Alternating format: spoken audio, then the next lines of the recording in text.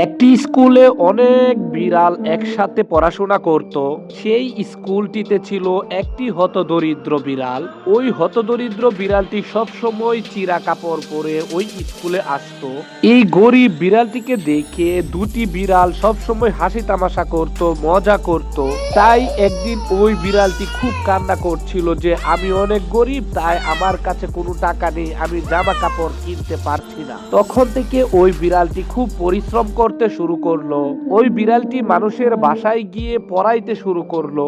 ওই বিড়ালটি দর্জির দোকানে কাপড় সেলানোর কাজ করতে শুরু করলো।